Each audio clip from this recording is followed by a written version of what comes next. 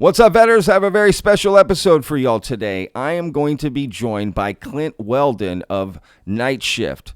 That's right. It's a show on YouTube called Nightshift. I'll put a link in the description. Please go check it out. I had Clint join me because he also covers the UFO topic, and we're going to be going over 7 different clips from a gentleman named Matthew Pines. You're going to hear all about it. So let's just jump in and start this thing. Let's go. All right, betters. Look who I have in the house. Special guest here, Clint Weldon from Nightshift. Pleasure to have Clint. What's up, my man? What's up, Patrick? Thanks for having me on. I appreciate it. This is great. Hell yeah, man. Look, it's not very often that someone gets to join me to make a vetted video like this. So I'm really excited you get to join me because you do this too, just like me. So what we're going to do is go over, people have seen the title, the thumbnail. We're going to go over this particular very interesting interview section from a guy that I had never heard of, don't know what he's doing talking about UFOs, and how does this guy know so much about UFOs? And of course, I'm speaking about this guy right here. His name is Matthew Pines. Okay, every part of this is kind of relevant. So all the text on the screen, cryptocurrencies and government regulation. Okay, so he's speaking about that. Bitcoin Policy Institute. He's a director there. He's also part of the National Security and International Policy Fellow. I don't know what any of that means. That's way over my head. All I know is he's big on Wall Street, big in cryptocurrency, Bitcoin especially, and he speaks on a lot of like Bitcoin podcasts and conferences and does, C-SPAN interviews like this. And he recently went on a podcast and just had all this knowledge about what's coming up. With David Grusch, Luella Elizondo, the UAP amendment. So it's going to be kind of interesting hearing from this guy. And I think, Clint, that I figured out where it all comes from. So as we go through, I'll bring that up. Okay. Have you heard of this guy? No, this is the first I've heard of him. I was Googling him while you were talking and just trying to read as much as I could. So I'm excited. And everybody is too that's watching. Like, who? Matthew Pines, who is this guy? Let's find out. Right? People love a new guy in the UFO community. Tell me I'm not wrong. This guy looks like a bad guy from a Ghostbusters movie. Yeah, he looks like the guy who shows up and tells him to shut everything off. Shut it down. Shut it down. Oh man, that's hilarious. Dude. What do you do here? That's a great. I love that. All right. There's going to be a wave of public discourse that's going to start next month in August that is designed to generate such momentum to push the UAPDA across the line. So in particular, what's going to start this will be a book that's coming out by a gentleman named Lou Elizondo, who was kind of the original guy, started this all in 2017, helped get those videos out to the New York Times. He was a guy who he's a career, absolute boss inside the Pentagon. He was a member of what's called the Intelligence Support Activity, kind of like Delta Force, but would go behind enemy lines to like scout things out. He counterintelligence officer, counterterrorism officer, did a bunch of stuff, and it was tapped basically to run the this UFO program inside the Pentagon in 2008. And so he's coming up with this tell-all book basically called Imminent in title in August. Then there's going to be 2 documentaries coming out with people that no one's heard of yet that are going to make pretty eye-opening claims, and that those people will have the credentials to back those claims up. Can you say what those claims are? I mean, basically that everything David Grusch said in testimony is true. So right? That they've retrieved craft. Yes. And that they've found like biological beings. Essentially what the UAP says, which is that there are these legacy programs to retrieve and exploit, reverse engineer technologies of unknown origin and biological materials. Those programs exist. Like the Senate legislation is premised on those programs existing. The purpose is to investigate those programs and to force the information and records and materials that they hold into a more formal and legitimate and accountable process, and then to disclose certain elements of those programs to the public.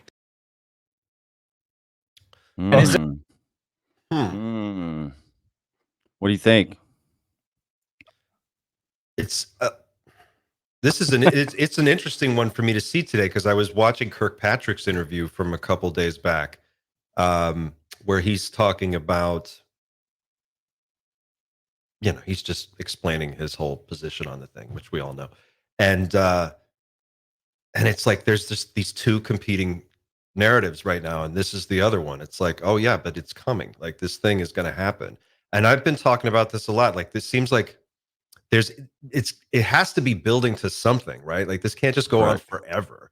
Yeah. But a lot of what he's saying is stuff that, I mean, Lou's said a lot of that stuff. I mean, it's kind of out there, but he's saying it is he getting that information? Does he have new information besides that about what's happening, or where is he getting his information from? I agree. He's saying a lot of interesting things. Look, I will say, first of all, we're going to be playing 7 clips. That was number 1. Okay, so stick with Clint. Okay, I'll keep it short. No. I'm saying for people to know there's more clips. Like that wasn't the only clip I was going to play, and then we talked the rest of the time. There's more clips coming to give you more of an idea of this guy. And I think I found where he's getting his information, but I'll talk about that here in just a minute. It is interesting, pay attention to just like what he's talking about, and I'll also say at the beginning of this interview, again, links in the description, please go check it out. He gives the greatest explanation I've heard of the UAP amendment and its process, how it came together, what it's for, so well explained. I highly recommend people go check out the rest of this longer section of the podcast and the interview of this guy, because he really does explain in such a great detail, what's happening on the legislative side, which, I wanted to include it, but it was so long.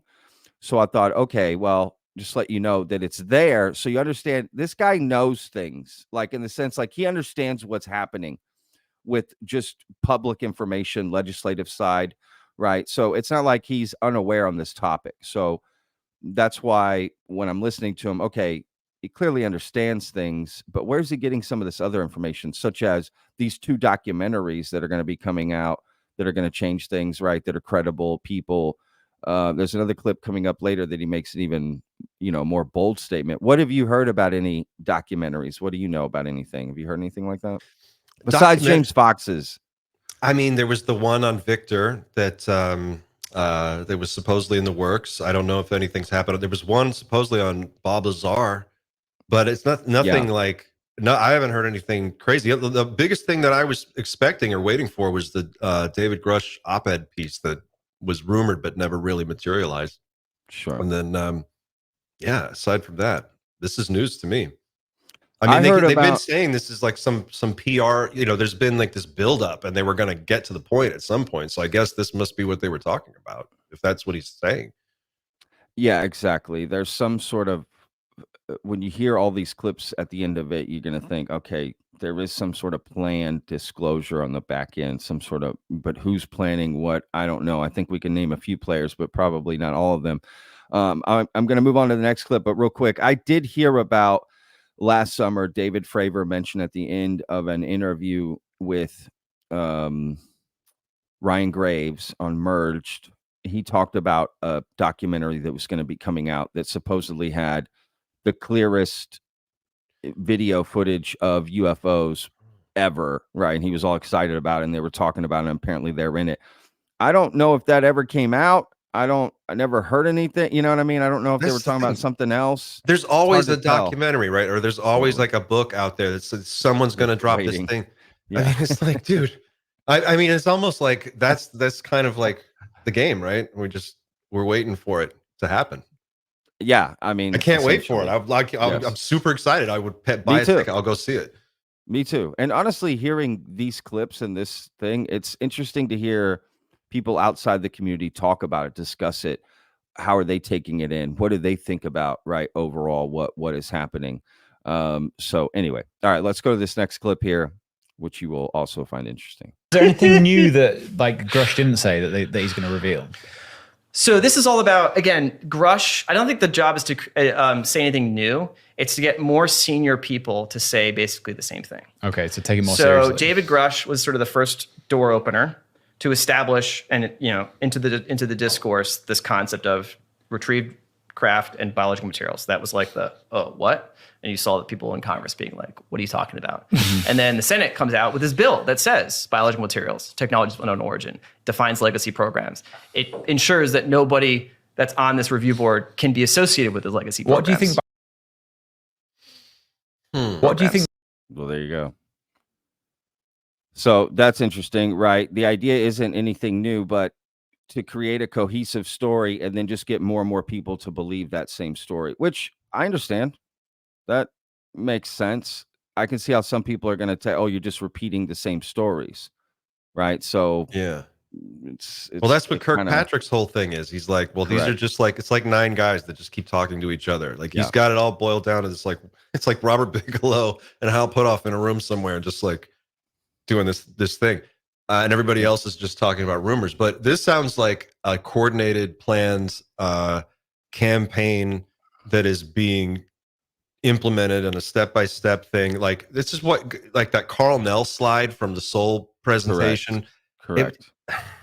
It's like what Dolan says, there's got to be a group who is like, they broke off and they are like going for it. And this is the way they're doing it. They're like, first, we've got to get it on the books. We got to get somebody out there. Congress has to write some legislation. There's like step by step by step. And Lou even talked about this, like in the early days when he was first doing interviews, he would say stuff like, this is going to be, I remember one interview, he said, it's going to be like a 12-course meal. So we're at we just sat down at the table. Like, you got a long way to go. So just hang in there. And then one day it'll all be out. So this sounds like, yeah, we're right where we should be, I guess. I think you're on the right path, my man. You're saying a lot of the things that are going to be coming up in these clips. So I think you're thinking along the right path here for sure. And I'm glad you brought up Carl Nell because he does come up later in this clip. Yeah, I agree, man. I agree with everything you said there. So look, I'm going to go ahead and reveal how I think this guy is getting this information. So I made a video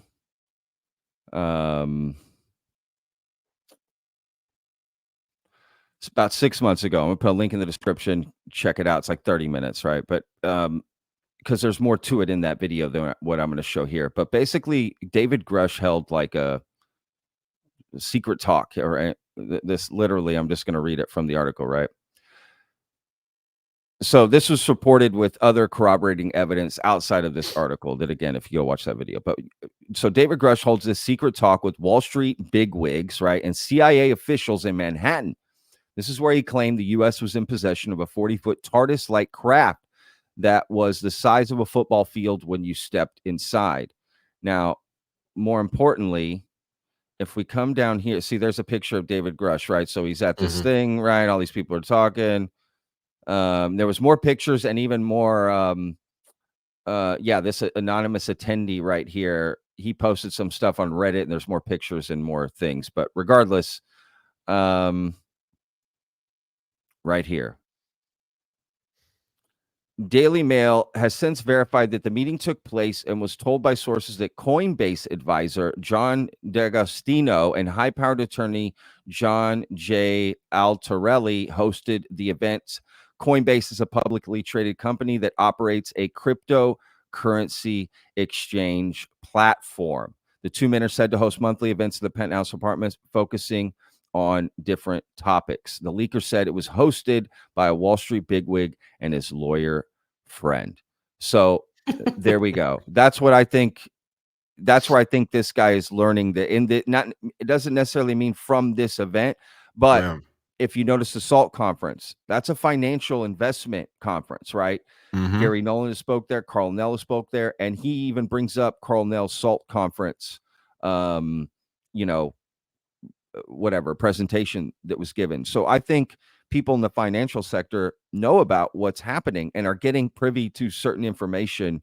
100%. You know what I mean? So that's 100%. where I think this guy got this information is from that world, from this same world. Maybe he even went to this meeting, right? I could not agree with you more. Right? I think you are absolutely 100% so there's a connection. Right. There's the connection. That's how I think Matthew Pines knows, because he even the way he says Scaramucci. Oh, Scaramucci SALT conference. It's like they all talking about some. I'm sure they've. I had love when people. conversations. Somebody was like, they got on me the other day about like I guess my conspiracies. Like I sometimes see connections to places. People are like, how can you see that? How is that? It doesn't work that way.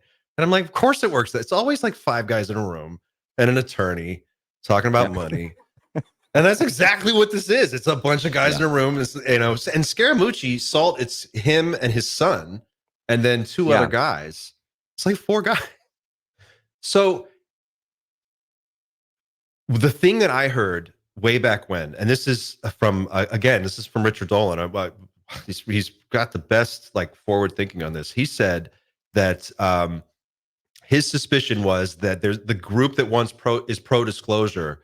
It's not just because they're awesome. It's because they know that the technology can be like brought into the open and monetized, but it can't be monetized if it's locked up in these SAP programs. So they've got to roll it out and like declassify it so they can start making money off this shit.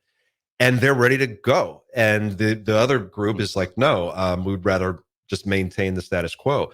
So it makes sense to me that these Wall Street guys would be the first ones. This is the canary in the coal mine to me. Like when you see Wall Street perk up and start paying attention, it's not because there's no there, Kirkpatrick.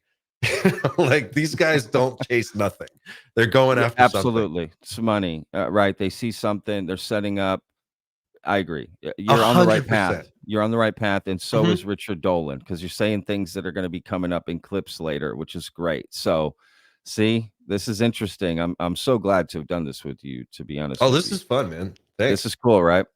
All right, let's go to the next clip here. Again, you're going to find all these interesting. Materials means bodies. All right, let me go back here. This is an interesting take on what ET.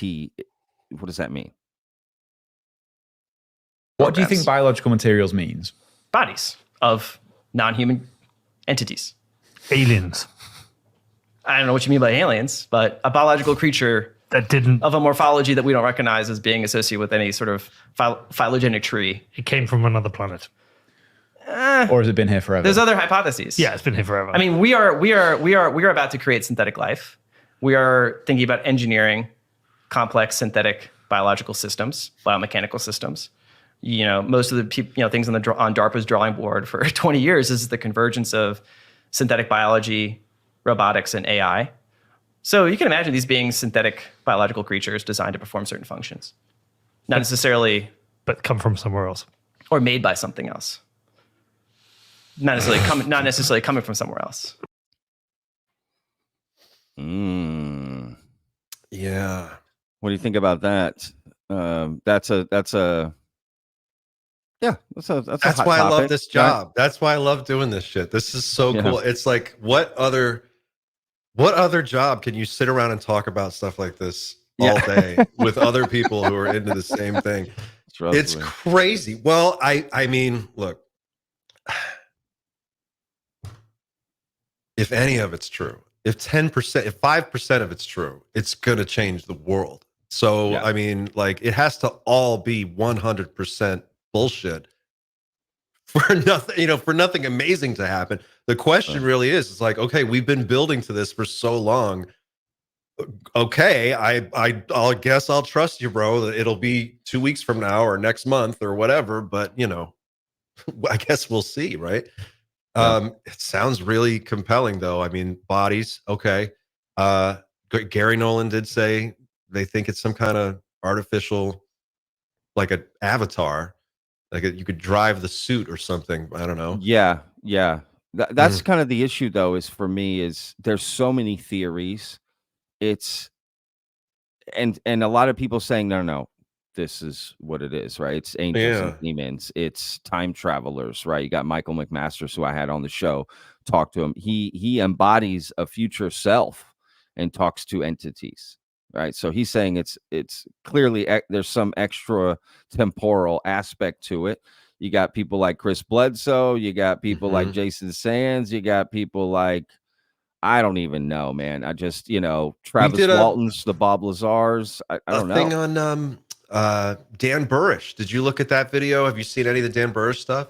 I have seen a little bit of it, and I do want to talk to you about that. Let's save that for the end because I wanted you to bring that up and talk about because I know you've done some deep dives on it. But yeah, Well, quickly, he's got go ahead. a similar thing. He made a statement that threw everybody into a tailspin, and it's like this whole statement about that. What he just said. What they are, what he thinks they are. Yeah, He that's said, what "I've gets never met an confusing. alien, but I've met an extraterrestrial." And they were like, "Could you explain what you mean by that?" And he's like, "Well, they're not the same thing." So And that's then interesting. I yeah. had Steve Bassett on. He talked about he's a firm believer in star to star.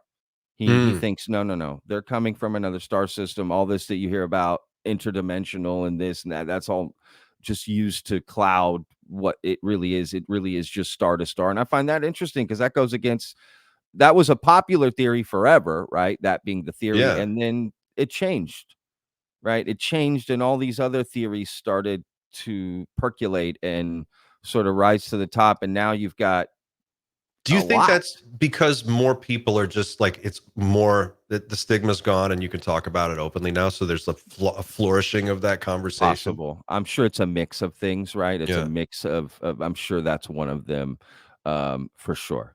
Right. yeah, Absolutely. No, I agree. Yeah, that's one of them. And more look, this attracts people making up things. This topic, this community. It brings people in that make up sure. stories and want to be a part of it. And that also, right, the bigger it gets, the less stigma. You got people willing to come in and just make things up.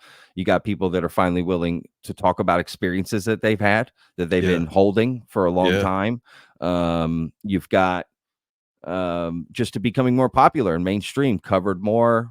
Like we're saying, maybe the psyop gets bulkier too, right? Of them trying to cover up yeah. It's something. all happening at once, and There's it's there's like a psyop to me, but are they covering up alien technology or are they covering up our own technology or both? But there's a psyop going on for sure. because right, like Oh, to some absolutely. extent, Well, it's not. It never stopped. Why would it? When no, did it stop? Like, when did they yeah, stop screwing with this community? And so that's a great point. they've When been did it messing with stop? us forever. That's a great point. It never That's a great stopped. point. You So can't you just have find to when it like began.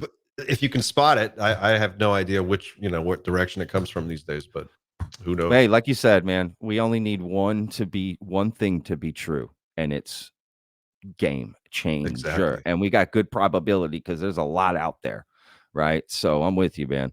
All right, look, this next clip is very interesting too. These are going to heat up as we go. Some of them are a little shorter than others, but yeah, this guy's very interesting. He's well spoken.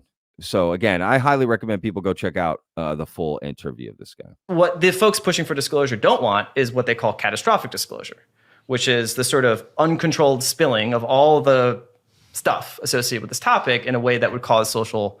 Yeah, but we want to see shit. Let's be honest. We want to see a spaceship, or we want to see a little green man. Let's be honest. We Yeah. do. Because otherwise, it's just somebody says something. But that's the objective. The objective isn't to convince everyone at the same time. In fact, that's the exact opposite objective. Because if everyone all of a sudden went from thinking this isn't true to thinking it is true, well, you could have disruptive social effects. Yeah. So the objective is to increase Of course. the number of people that think this is true by a few percentage points every few months. But we gradually get there. And that's the point. That's the point of having this 7-year project where you establish sort of a rolling consensus on these things.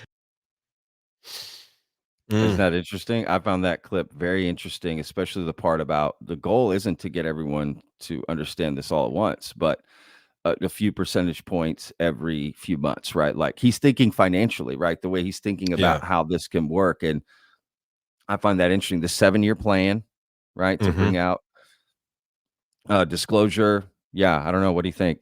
That's like the Kind of what you've been saying. My question is, based on their posturing, right? Like where they're coming from is like they want to prevent a catastrophic disclosure. Okay, so how do a bunch of Bitcoin guys make a fortune off of it not being catastrophic? If it's catastrophic, what happens? Everybody bails on all the markets all at once, and it's chaos. So you wouldn't necessarily know how to play that, but maybe you would. I don't know. I'm not like a Wall Street guy, but some of these, you know how it is. They want to figure out a way to play this. There's no way that they're not trying to make money off this. Like absolutely. somehow. Sure. These guys want to come out on top. I believe that. So when you see this like alliance between finance and Wall Street and disclosure, don't think it's because they love everyone and they want to have world peace. It's not. That would be a nice cherry on top if we get that. But that on the way there, they're going to make a shitload of money, and we have to just work backwards from that and figure out what would they do. That's my question. Yeah, no, you make a lot of sense, man. I agree. Clearly, they want to get people in the financial market to be aware of what's happening and where this could go, because they'll immediately start to plan, right? How do we make money off this? Like you said, let's make a plan for how this could work. If this rolled out and this technology became available, what could we do? How could we leverage this by not even being part of the companies, right? Like, clearly that's what Wall Street does, right? They're not running all these companies, a lot of them. So yeah, that's interesting. Having the financial aspect and them going to them, and they also need investments, right? You've got a lot of post-disclosure nonprofits or whatever starting, right? New Paradigm Institute, the UAP Disclosure Fund, whatever, Soul, right? These different things. They were recently, as explained to me, that those are post-disclosure programs that they're trying to do, right? They're trying to set up a foundation to prepare people for when disclosure comes. There's already things in place to help people, right? To get people, that's why I think to come to terms with it. That's why I think Gary Nolan is like mic dropping on Neil deGrasse Tyson so hard lately. He doesn't even care anymore. He's just kind of like out there throwing bombs. And I think it's like these guys they behave as if this is a done deal. They're acting like this is a done deal. And so you have to ask yourself, like, deep down, is that enough to, like, do you trust that? I do. I feel like if enough of these people in these positions are saying, like, we're going to act like this is a done deal and this is going to happen in 7 years or whatever it is, but they know, that's pretty powerful. That's hard to argue with that. Sure. No, I feel you. I'm excited then for the 7 years when it comes. I'll be waiting, but I'm like that. I'm like that guy in the last clip that we showed. I want to see some shit. That's some shit, right? Like, I mean, that's what I mean. Like, along the way, they want to make money, so you're going to roll this stuff out. You'll see it for sure. You're going to see it. Sure. Yeah, exactly. They'll roll it out slowly because that's how you make the most money. Let's be real, right? Is to do that. So absolutely. All right, this next clip, I can't remember what it is, so I'm just going to play it and we'll go with it here. Someone's had access to these crafts for decades potentially, and they're trying to reverse engineer it. Why haven't we had the technological breakthroughs to be able to do, like, the kind of propulsion that they do? There's two ways to answer that. Like, so one is the U.S. government always keeps ace in the hole capabilities for, country defending existential fights. So they may you don't use those in just Iraq, Afghanistan. You use those when you've got no other option, right? So I'm not saying we have some anti-gravity super stuff. I'm just saying the fact that it hasn't diffused into our broader technological paradigm that we understand isn't proof that it doesn't exist, right? And it would likely be something that would complicate any disclosure effort, because if we did have, say, inspired technological platforms that we've weaponized, or for ISR systems, et cetera, well, the Gang of Eight wouldn't want to harm the strategic advantage those systems give us. So I think what's happening, you've even heard, you can imply this, you can infer this from some of the statements that Senator Rounds, the lead co-sponsor of the bill, has given, which is he wants to have accountability and disclosure and transparency, but he doesn't want to harm national security. And I think they're sort of pointing obliquely at the fact that they want to try to cleave those things. They want to try to ensure that there can be a necessary recognition of the core truth. The existence of non-human intelligence is not government information. It's a fact of reality, right? The government can't classify the existence of the moon, right? The existence of non-human intelligence is not a government piece of information. It's just a state of the world. The capabilities of the U.S. military, to do things with certain aerospace platforms is government information that they definitely need to protect. And so the problem is, maybe historically, as you would imagine, if we had certain technologies of unknown origin, well, of course, what we would probably use them mostly for is to inspire, really advanced capabilities. If we could, that would be like the primary objective, other than understanding what they're here and what they're doing, right? You would both be like, why are they here? What are they doing? But also, like, let's get as much weapons and stuff out of this as possible, right? Yeah. And so that would mean that the apparatus of secrecy, the compartments, the engineers, the whole structure that the Senate is trying to, get better accountability of, and then to disclose in a controlled fashion. Those are like conjoined twins. Mm-hmm. And of course, the folks that have been managing those alleged legacy programs have no interest in making that easy, right? They have every interest in basically saying, these are so conjoined, you cannot disclose really anything about this basic NHI fact of, and without fundamentally compromising, our national strategic advantage from maybe having inspired certain systems as a result. Yeah. Right. Space Marines. What do we have? Like, what do they have, dude? What would they build? Like, could we really? Is it the TR-3B? Is that really like we have? Like, could we really build something to fight aliens, or is it more just we would then use it to fight each other or protect ourselves from each other? Right? Like, wouldn't that help unite us a little more? Like, I don't know. Like, yeah, would they be hands off now? This NHI? I don't know. Would disclosure change the way they interact with us?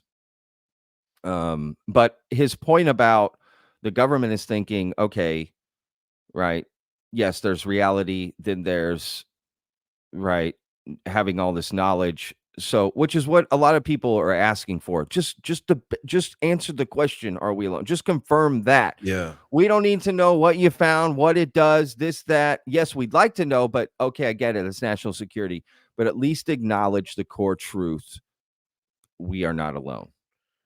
And we've been visited, because those are two different things, right? Like, they've come here.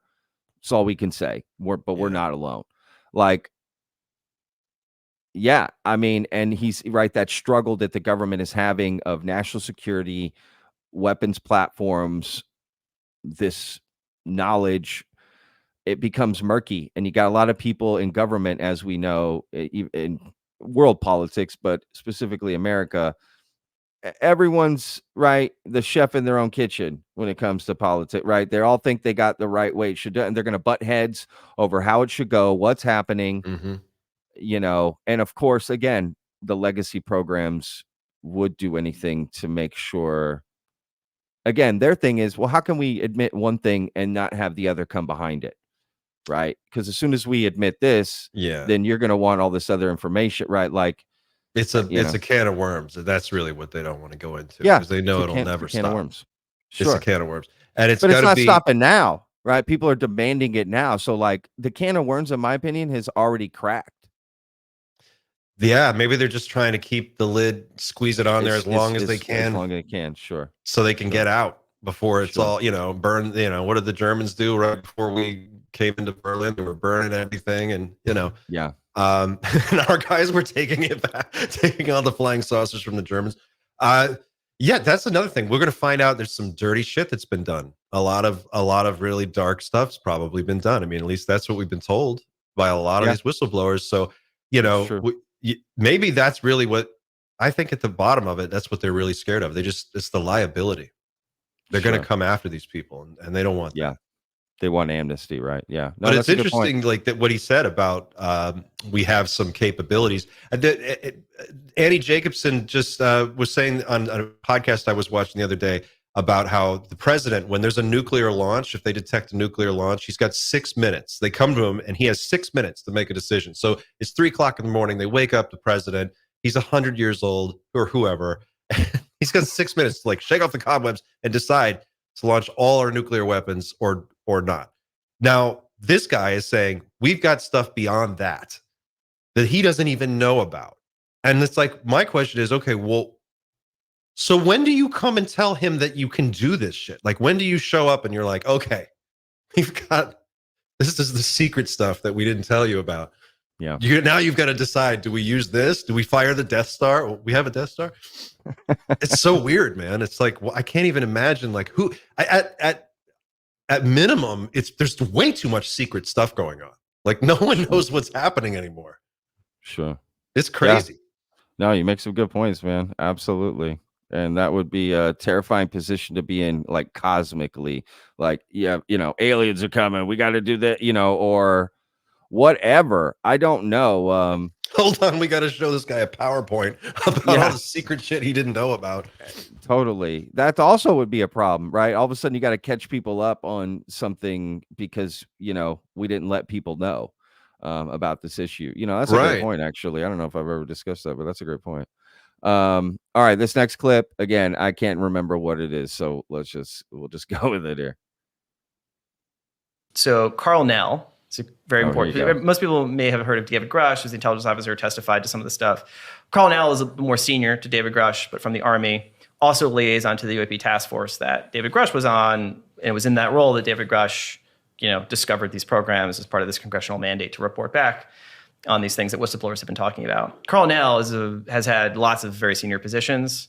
He was a senior executive in both Lockheed and Northrop, as well as on Army Futures Command. I believe he's his firsthand knowledge of some of these programs. And he stated, at the SALT conference, Scaramucci's conference, like a month or two ago, he had the final keynote session, and he came out and his first, scripted line was basically, non-human intelligence is real. Non-human intelligence is here and has been interacting with humanity for a long time. And senior non-elected government officials are aware of that fact. So he just came out the gate, retired Colonel Carl Nell, senior guy, defense. He was involved in our foreign technology program, which is our reverse engineering program for foreign systems. He's held very serious positions. He said that. So the ratchet was kind of like David Grusch, first guy. Carl Nell coming out validating that. He validated it before in the initial article, but he just kind of came hard to the paint and said it just straight out. And people would just, and there was like an investors conference, like, what did that guy just say? Like, what? Do you believe that a higher form of non-human intelligence has visited this planet? Right. So non-human intelligence exists. Non-human intelligence has been interacting with humanity. This interaction is not new, and it's been ongoing. And there are unelected people in the government that are aware of that. How confident are you that that is true? There's zero doubt. Love that pause he gives at the end, and there's just silence. I always leave that clip just a couple seconds more because it's deafening, right? It's like, what the fuck? Oh man, like what the fuck?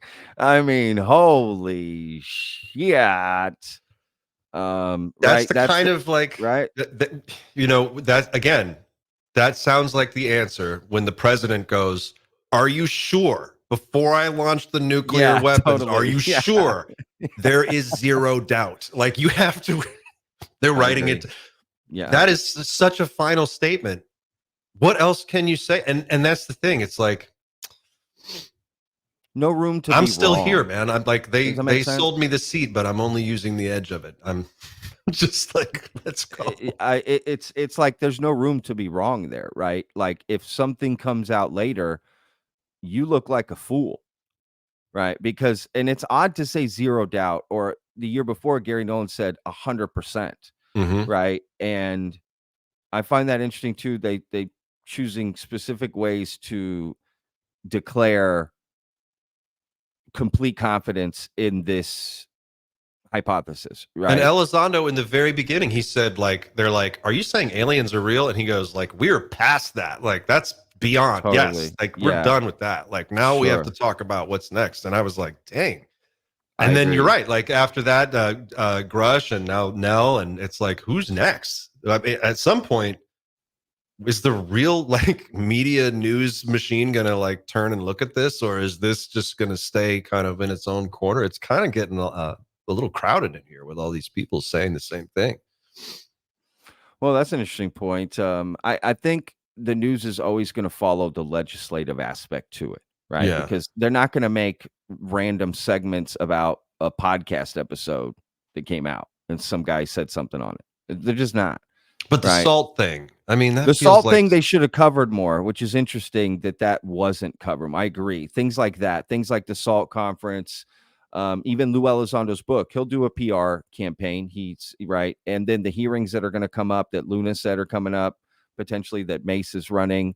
But yeah, there's definitely points where they've let, hit the brakes and not cover Yeah. some of this. Maybe they're waiting for the ship in the They air. want it I to don't be know. a sure thing before they Yeah, even bother with it. That's the thing. absolutely. Like, they're going to be last to. I think that's the. We have the that's election unfortunate. going on too. That's Yeah. gonna take a lot of time.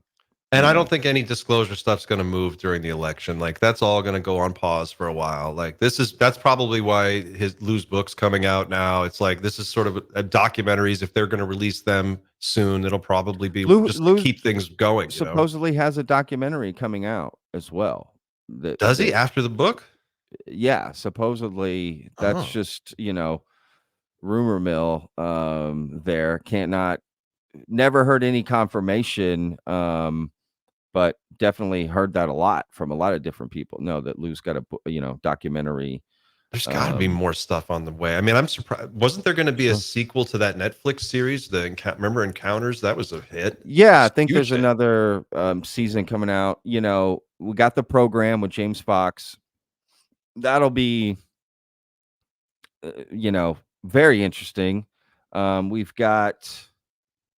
I mean, that's really all we can confirm. That and Lou's book, and Yeah. I think there's some smaller films coming out from different people, but I don't think those are going to get any sort of world attention or national attention in any way. So I don't know. Look, this next clip I'm going to play is right in line with what we're talking about. So listen to what he says on this final clip, man. It's short, it's sweet, but it's exactly what we're talking about. So all right, let's do it. I believe the coup de grace will be coming sometime this year with someone that everyone would recognize if they watch, if they paid attention to the news, you would know this person. Alf. If you paid attention to the news, you would know this person. coup de grace is coming this year. Like, this is it.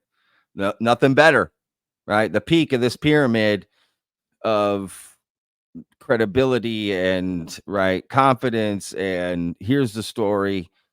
Who could this person be? Who could the this way he person says be? it, it's kind of like he knows. The way he says it, he knows who it is. He knows who it is. Could it be Tim Gallaudet? I don't know why that's the first name that came to mind, but he's done some interviews. But he hasn't Tim really Gallaudet revealed himself.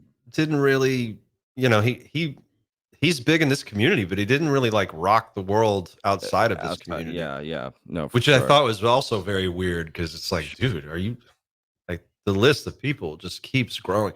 But yeah, it's true. If you watch the news, like what news? Like, is this person on it all the time? Like, what are we talking about? It sounds like he's talking about. To me, I was like, are you saying the president is going to come out? Like, we're going to find out at the end of this year? Like, they're going to just as Biden's walking out the door, he's like, oh, it's all real. Bonk, drop the mic. And that would be fall down awesome. the stairs. And weed's legal. Legal. I'm out. And then he just keels over. I mean, that's interesting, right? Like, speculation is please tell me in the comments, who do you guys think Matthew is talking about? I would love to know, and why. Not just who, but why you think that person. Let's try to figure it out, because that's interesting, because apparently this person will, is the second coming of Christ here. Apparently it's somebody we see all the time if you watch the news. I don't know. I watch the news, but I don't. Jake Tapper. I mean, what are we?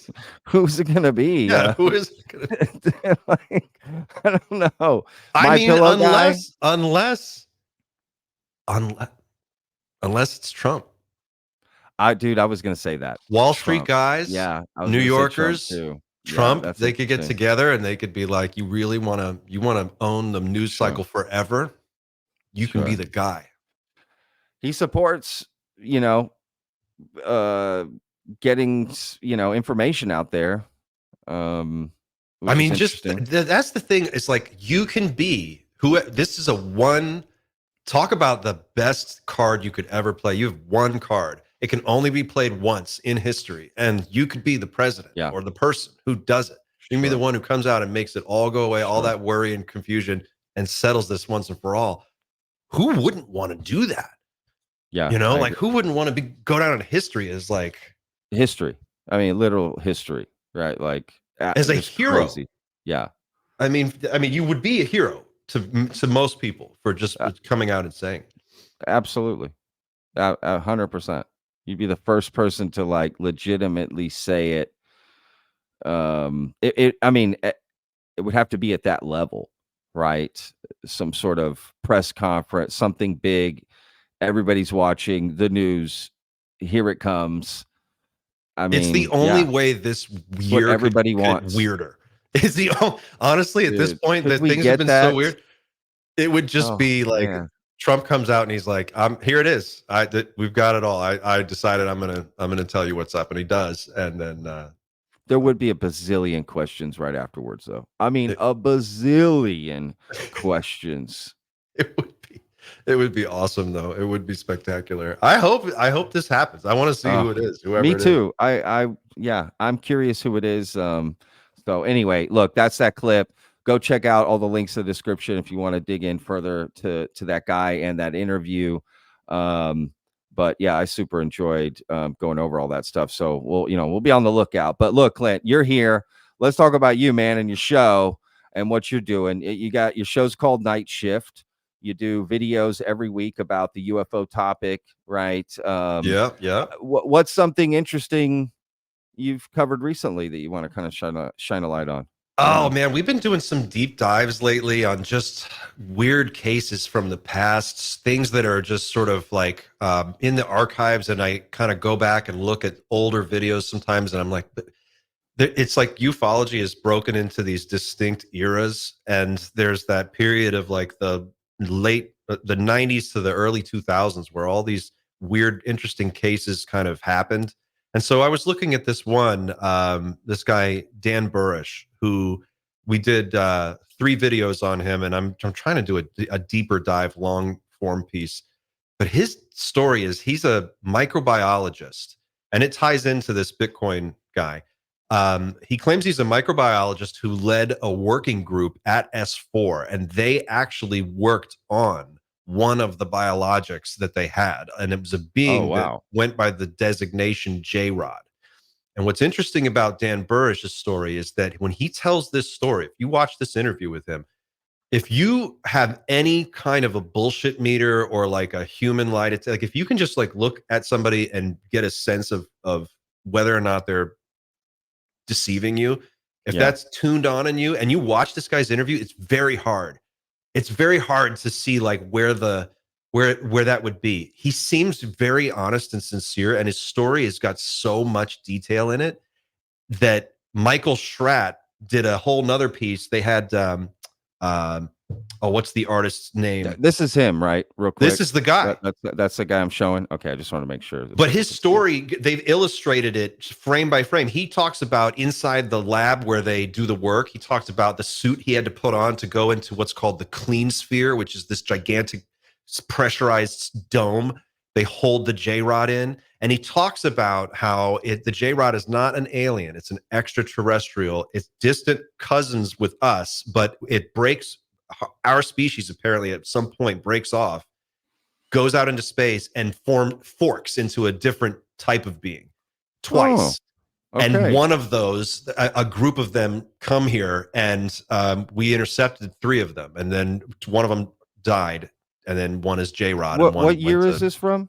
This is from this interview is I think from 2001 or 2002. But when did the event happen or whatever? Oh, the event was he says which one it was, but it's I think it was 1957 that they get the being. And he talks about going in and taking the genetic samples from the creature, and he has this whole. How old is that guy? Dude, apparently not only is he still alive, but he's still around. And we did another follow-up video with a investigator named Brian Jackson who spent 20 years researching this guy.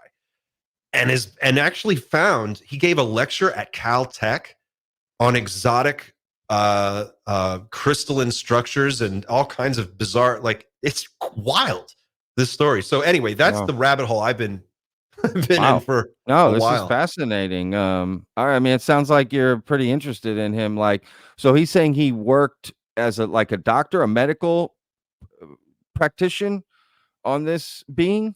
He's a molecular biologist, and he was chosen actually to be a part of this group of biologists. And their job was to go in every day. At S4, they would go in and they would basically do biological research on, like, what is this being? What is its DNA like? How does it survive? What, like, they were just figuring it out. And he says in his interview, like, their whole procedure, he's like, we had books of procedures that we could go from, but to be honest, we were making a lot of this up at the time because no one knew. It's all so new. And he's like, we would adapt technology. He describes the gun that he used to take the gene samples and the slides they kept the samples in, how they had to be specially pressurized. He talks about the helmet that he wore, that they had to bevel into it his eyeglass prescription so he could work on the being.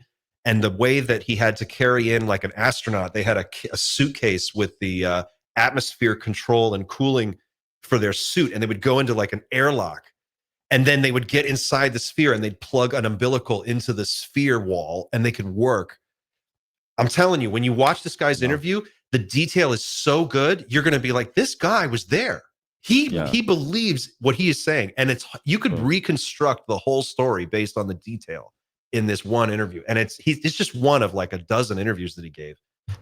So anyway, that's my current obsession. But no, that's great. What look, I've heard about him, and I've got to ask, because I know somebody will say, Patrick, you had to have asked this, but what about this George Knapp thing? I remember reading somebody like, oh, George Knapp debunked that guy. Is that true, or what do you know about that? George Knapp wrote, so there is a piece that is credited to George Knapp that was written about Dan Burish. Now, here's the thing. I've read it, and it doesn't read. What I'd like to do is take that writing sample, feed it into an AI, and see if I could compare it to some of George Knapp's other writing and actually determine the likelihood that it's him. I don't think it's him. And here's why. Because if you read it, it doesn't make any sense. It's completely inconsistent with George Knapp. He's just like, his whole case is built on nothing. He's like, this guy's just a shyster. He's a bullshit artist. It's the biggest crock of crap I've ever heard in my life.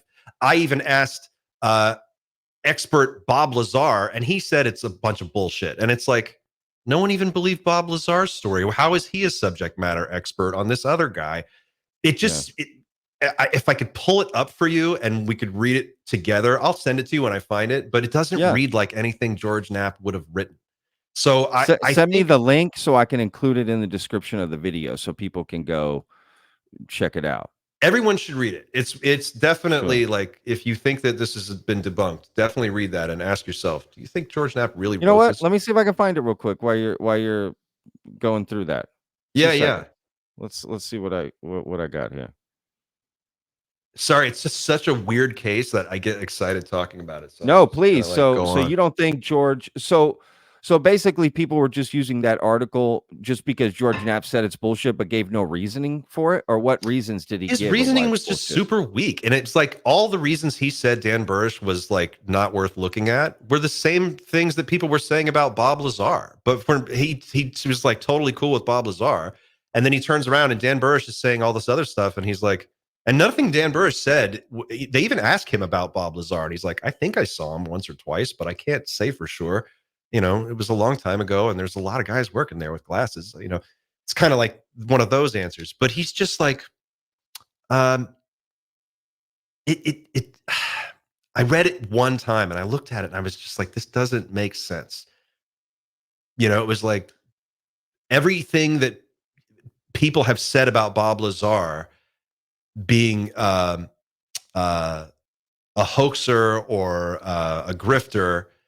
It was the same arguments pointed at this other guy whose case is much more detailed, much more compelling. He supposedly worked at S4 longer than Bob Lazar. He's got Brian Jackson was able to go back and find all his education background, his credentials. There's a video of him lecturing at Caltech. I've watched it, and it's a very interesting lecture.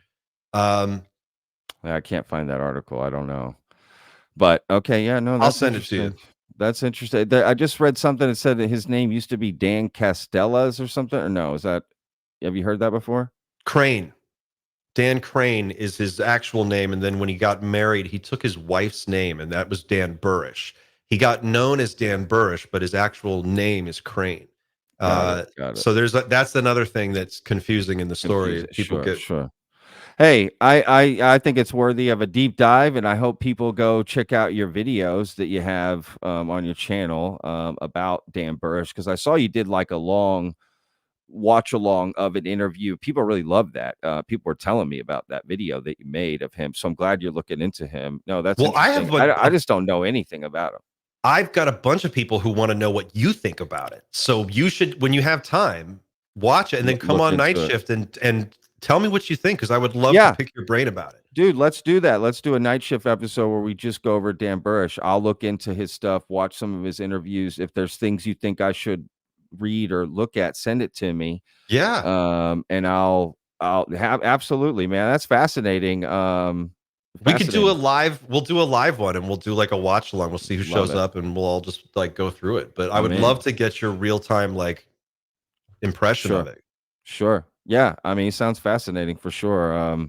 I had never even heard of him till you did the video. So you gotta do those. It was one of those YouTube Night Shift deep dives, like 3 o'clock in the morning. You're just going down the rabbit hole, and you're like, "Whoa, what is this?" Dude, I love it.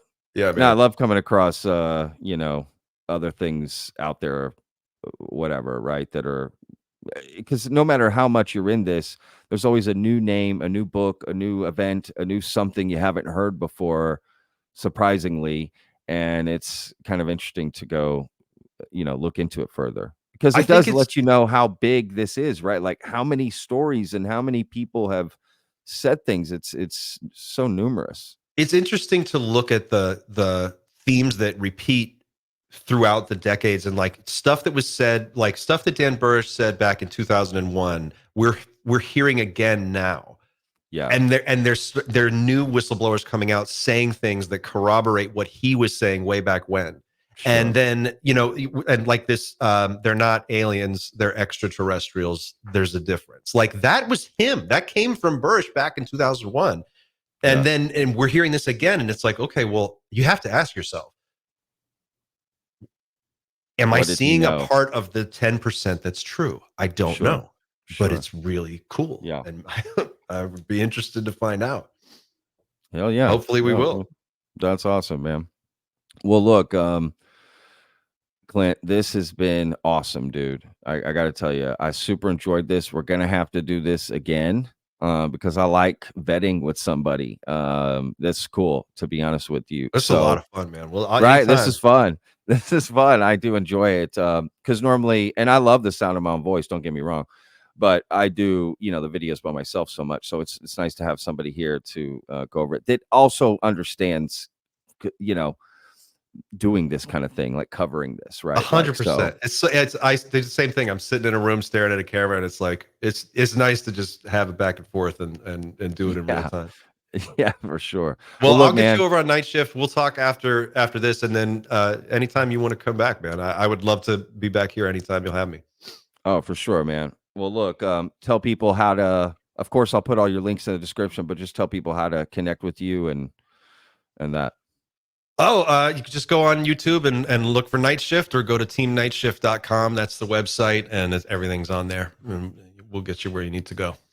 Anything, you want to promote coming up? Some video you got coming up or something? I don't know. I got a couple things I'm working on, but nothing that's quite ready yet. So it's like I'm trying to do more of the mystery deep dive kind of stuff. So it takes a little while to cook those things up. So I think, and I'm trying to do more live stuff throughout the week just to stay current. But God, it's a lot. It's a lot to juggle. I know, man.